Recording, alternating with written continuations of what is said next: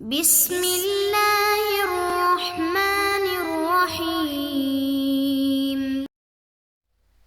نحمده ونصلي على رسوله الكريم والحمد لله رب العالمين وعنه رضي الله تعالى عنه عن النبي صلى الله عليه وسلم قال أحب البلاد إلى الله مساجدها وأبغض البلاد إلى الله أسواقها رواہ مسلم۔ انہی سے یعنی حضرت ابو ہریرہ رضی اللہ عنہ سے روایت ہے کہ نبی کریم صلی اللہ علیہ وآلہ وسلم نے فرمایا، اللہ کے نزدیک تمام شہروں کی تمام جگہوں میں سے سب سے زیادہ محبوب جگہ مسجدیں ہیں اور سب سے زیادہ ناپسندیدہ جگہ ان کے بازار ہیں۔ تو فرمایا کہ اللہ تعالیٰ کو جو جگہیں پسند ہیں تو وہ جگہ مسجدیں ہیں۔ اس کا مطلب یہ ہے کہ جو شخص مسجد میں آتا ہے اللہ اس پر اپنی رحمت کا سایہ کرتے ہیں اور اس کو خیر اور رشد کی رہنمائی فرماتے ہیں۔ اسی وجہ سے ایک روایت میں آتا ہے کہ مساجد زمین کے اوپر اللہ کے گھر ہیں، وہ آسمان والوں کے لیے اس طرح چمکتی ہیں جس طرح زمین میں رہنے والوں کے لیے آسمان کے ستارے۔ اس کے علاوہ اور بھی متعدد روایات میں مساجد کے فضائل بیان کیے گئے۔ تو اس کے مقابلے میں بازار وہ جگہ ہے جہاں شیطان کا سب سے زیادہ تسلط ہوتا ہے، مگر علماء فرماتے ہیں اس سے مراد وہ لوگ ہیں جو بغیر کسی مقصد کے بازاروں میں رہتے ہیں۔ ہاں، ضرورت کے لیے بقدر ضرورت بازار جایا جا سکتا ہے، تو اگر کوئی شخص ضرورت کی وجہ سے بازار میں جائے گا یا اس کا وہاں پہ کاروبار ہے تو وہ اس وعید میں داخل نہیں ہوگا۔ تو دنیا میں بری جگہیں تو بہت سی ہیں، مثلا بت خانہ، شراب خانہ وغیرہ، تو ان کو سب سے بری جگہ نہیں کہا بلکہ بازاروں کو کہا۔ تو وہ اس وجہ سے کہ جن مقامات اور جگہوں کو شریعت نے بنانے کا حکم دیا تو ان میں بازار ناپسندیدہ مقام ہے۔ باقی بت خانہ، شراب خانہ وغیرہ یہ تو شریعت میں بنانے کی اجازت ہی نہیں، یہ تو پتہ ہے کہ یہ تو ہے ہی نہیں۔ تو جو شریعت میں چیزیں جائز ہیں ان میں سے بازار سب سے بری جگہ ہے، کیونکہ عموماً بازار میں جو ہے وہ دنیاوی ہی باتیں ہوتی ہیں، اللہ کی یاد سے انسان غافل ہو جاتا ہے، اور دوسرا اکثر لوگ پھر اب بازار میں جھوٹ بھی بہت بولتے ہیں اور بد نظری وغیرہ، یعنی کئی گناہ ہوتے ہیں۔ تو اس وجہ سے فرمایا کہ بازار جو ہیں وہ اللہ کی مبغوض جگہ ہے۔ تو معلوم ہوا کہ بازار میں بلا ضرورت نہیں جانا چاہیے اور بلا وجہ بازار میں گھومتے رہنے کو ناپسند کیا، کیونکہ وہ شخص اللہ کی رحمت میں نہیں ہوگا۔ وعن سلمان فارسی رضی اللہ عنہ من قوله قال لا تكونن ان استطعت اول من يدخل السوق ولا آخر من يخرج منها فإنها معركة الشيطان وبها ينصب رايته۔ حضرت سلمان فارسی رضی اللہ عنہ سے موقوفاً روایت ہے کہ انہوں نے فرمایا کہ اگر تم طاقت رکھو تو سب سے پہلے بازار میں داخل ہونے والا اور سب سے آخر میں نکلنے والا ہرگز نہ ہو، اس لیے کہ یہ شیطان کا اڈا ہے اور یہی وہ اپنا جھنڈا گاڑتا ہے۔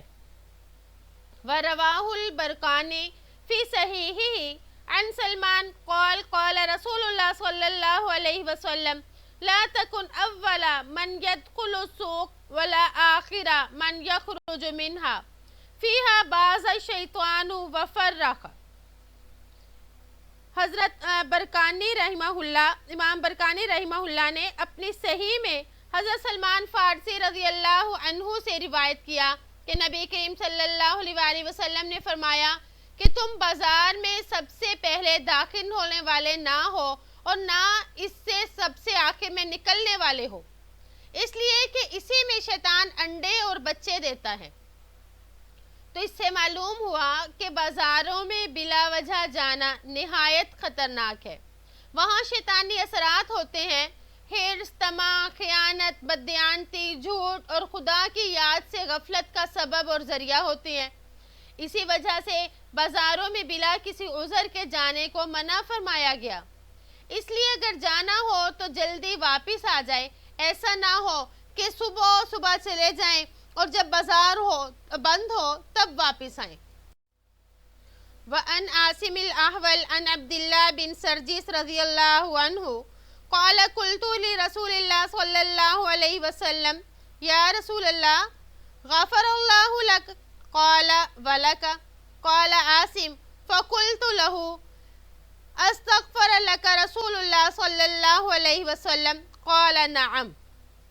حضرت عاصم احول رحمہ اللہ حضرت عبداللہ بن سرجس رضی اللہ عنہ سے روایت کرتے ہیں کہ انہوں نے کہا کہ میں نے نبی کریم صلی اللہ علیہ وآلہ وسلم سے عرض کیا کہ اے اللہ کے رسول، اللہ تعالیٰ آپ کی مغفرت فرمائے۔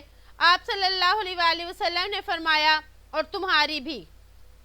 عاصم کہتے ہیں کہ میں نے حضرت عبداللہ بن سرجس رضی اللہ عنہ سے پوچھا کیا آپ کے لیے اللہ کے رسول نے مغفرت طلب فرمائی؟ قال نعم، تو انہوں نے فرمایا ہاں۔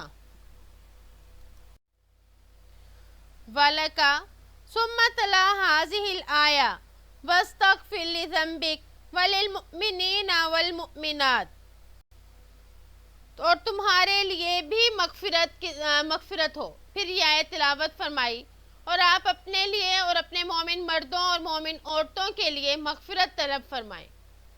تو اس حدیث سے معلوم ہوتا ہے کہ نبی کریم صلی اللہ علیہ وآلہ وسلم کی مغفرت ہو چکی ہے، جیسا کہ اللہ نے فرمایا کہ اللہ نے آپ کی مغفرت فرما دی آگے اور پیچھے تمام گناہوں کی، یعنی بالفرض بالتقدیر اگر ہوں تو ان کی بھی مغفرت ہے۔ حالانکہ آپ صلی اللہ علیہ وآلہ وسلم معصوم تھے، یعنی آپ نے گناہ نہیں کیے، اور اگر کوئی خلاف اولا ہو بھی گیا تو اللہ پاک نے اس کو بھی معاف فرما دیا ہے۔ تو آپ کی عظمت اور فضیلت کے نقطہ نظر سے آپ کے لیے مغفرت کی دعا کرنا جائز ہے، اور یہ بھی در حقیقت اللہ کی طرف سے اپنے نبی کی عظیمت کا اظہار اور ان پر اپنی عنایات کا بیان ہے، ورنہ آپ تو معصوم ہیں، ان کے ذمے کوئی گناہ تو نہیں ہے۔ تو فرمایا کہ آپ اپنے لیے استغفار کریں اور اپنے مومن مردوں اور عورتوں کے لیے۔ تو اس حدیث میں مکارم اخلاق کا ذکر کیا گیا کہ نیکی کا بدلہ اس کے مثل سے عطا فرمایا کرتے تھے۔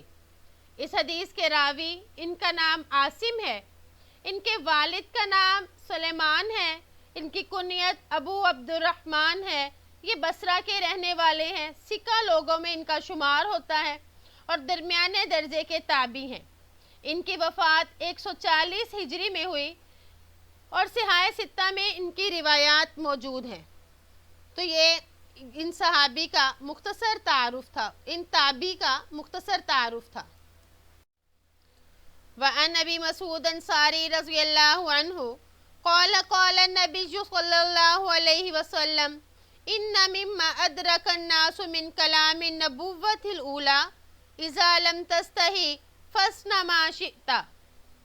حضرت ابو مسعود انصاری رضی اللہ عنہ سے روایت ہے کہ نبی کریم صلی اللہ علیہ وآلہ وسلم نے ارشاد فرمایا، پہلے انبیاء علیہم السلام کے کلام میں سے جو باتیں لوگوں نے حاصل کی، ان میں سے ایک یہ بھی ہے کہ جب تو شرم و حیا نہیں کرتا تو اب جو چاہے کر۔ اس حدیث کا مطلب یہ کہ حیا کے اچھے ہونے پر تمام انبیاء کا اجماع رہا ہے۔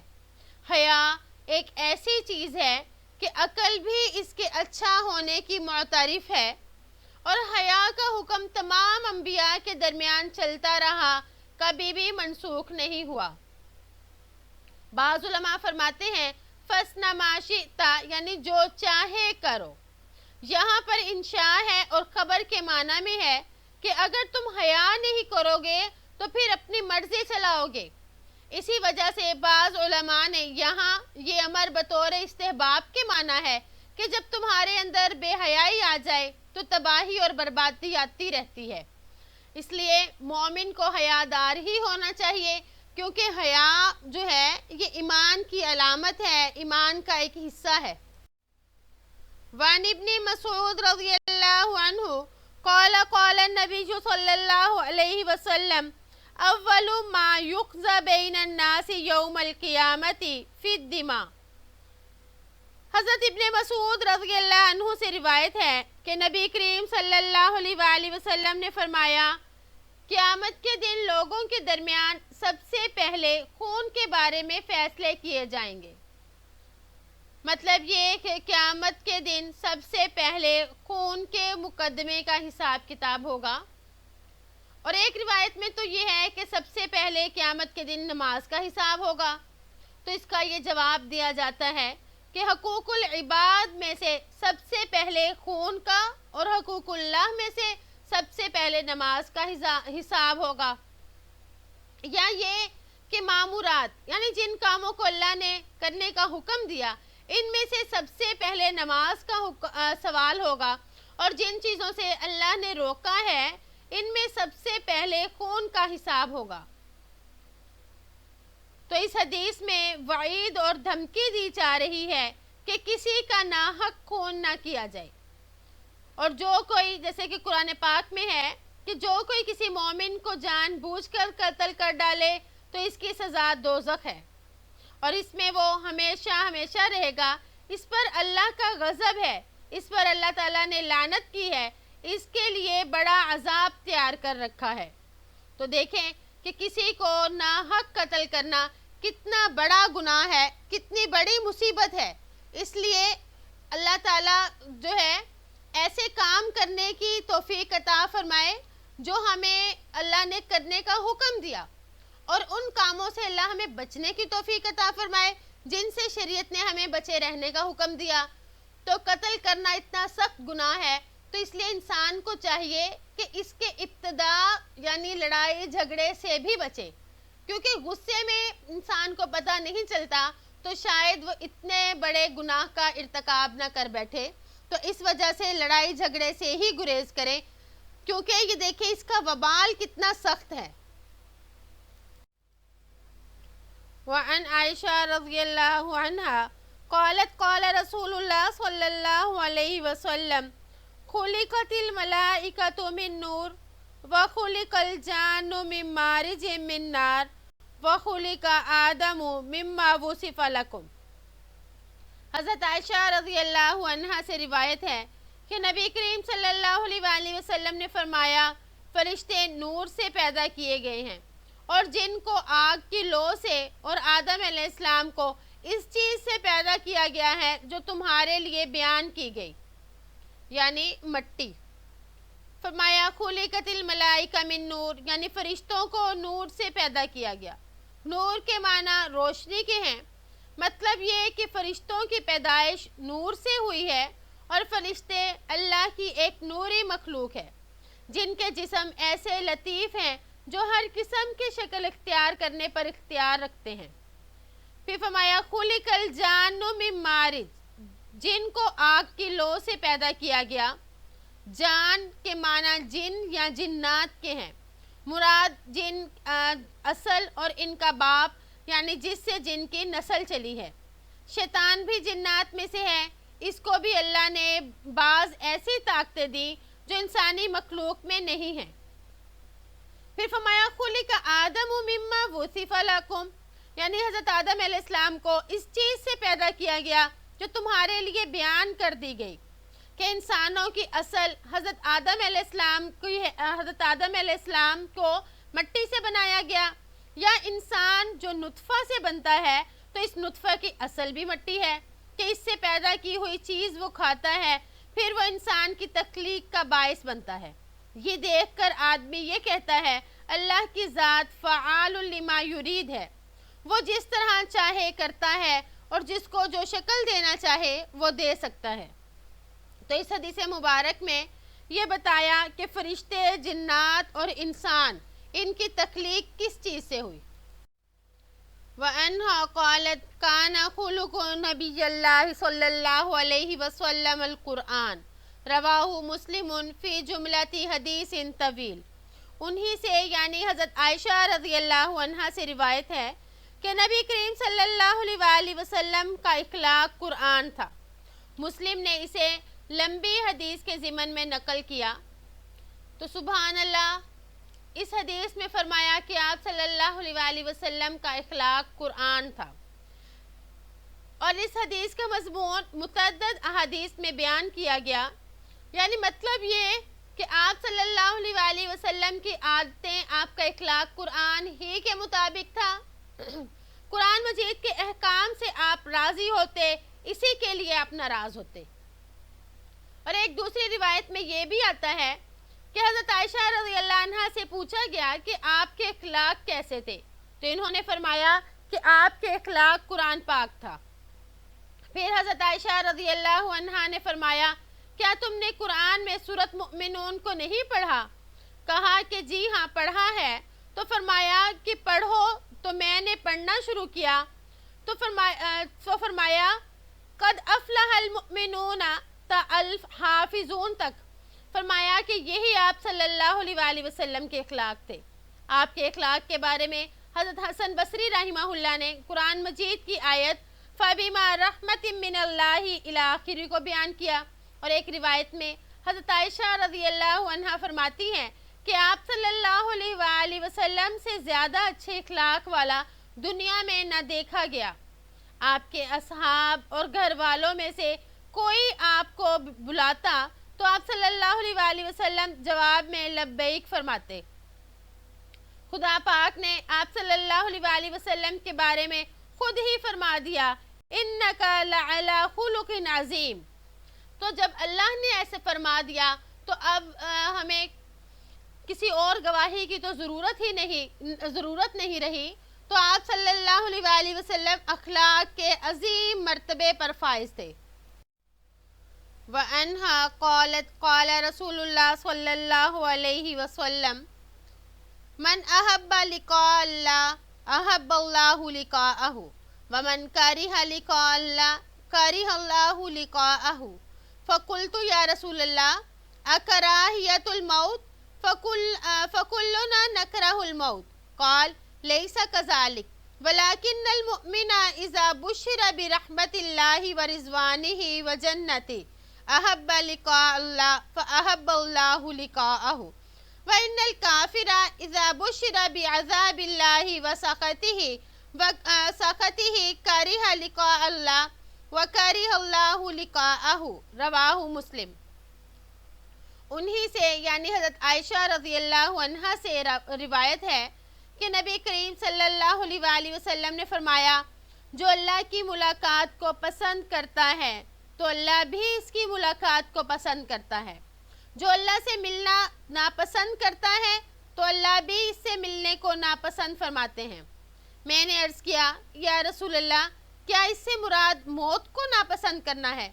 تو پھر ہم سب میں سے سب ہی موت کو ناپسند کرتے ہیں۔ تو آپ نے فرمایا یہ مطلب نہیں، بلکہ جب مومن کو اللہ کی رحمت، اس کی رضامندی اور جنت کی خوشخبری دی جاتی ہے تو وہ اللہ کی ملاقات کو پسند کرنے لگتا ہے، بس اللہ تعالیٰ بھی اس سے ملنے کو پسند کرتے ہیں۔ اور کافر کو جب اللہ کے عذاب اور اس کی ناراضگی کی بشارت دی جاتی ہے تو وہ اللہ کی ملاقات کو ناپسند کرنے لگتا ہے، اور اللہ تعالیٰ بھی پھر اس سے ملنے کو پسند نہیں فرماتے۔ مسلم نے اس کو روایت کیا۔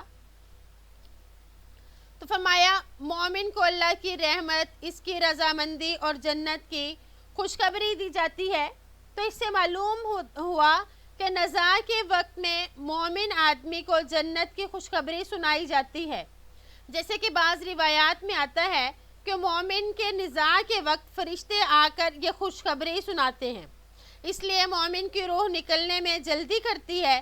اس کے برخلاف کافر اور اسی طرح فاسق وغیرہ، اس آدمی کو نزاع کے وقت میں جہنم دکھلائی جاتی ہے، جس میں اس کافر کو دائمی ہلاکت اور نقصان نظر آتا ہے، جس سے اس کے دل میں یہ تمنا، یہ آرزو پیدا ہونے لگتی ہے کاش کہ موت نہ آئے۔ اگر موت آ گئی تو پھر تو بربادی ہی بربادی ہے، تو وہ موت کو یعنی اللہ کی ملاقات کو ناپسند کرتا ہے، اور اللہ بھی ایسے لوگوں کی ملاقات کو ناپسند کرتے ہیں۔ لیکن بہرحال موت تو آنی ہے، تو پھر ایسے لوگ جہنم میں جائیں گے۔ وعن ام المؤمنین صفیہ بنت حیی رضی اللہ عنہا قالت كان النبي صلی اللہ علیہ وسلم معتکفا فأتيته أزوره ليلا فحدثته ثم كنت لأنقلب فقام معي حضرت ام المؤمنین صفیہ بنت حجی رضی اللہ عنہا روایت کرتی ہیں کہ نبی کریم صلی اللہ علیہ وآلہ وسلم اعتکاف میں تھے. میں ایک رات کو آپ سے ملنے کے لیے حاضر ہوئی، پس بات چیت سے فارغ ہو کر جانے کے لیے کھڑی ہوئی تو آپ صلی اللہ علیہ وآلہ وسلم بھی میرے ساتھ کھڑے ہوئے.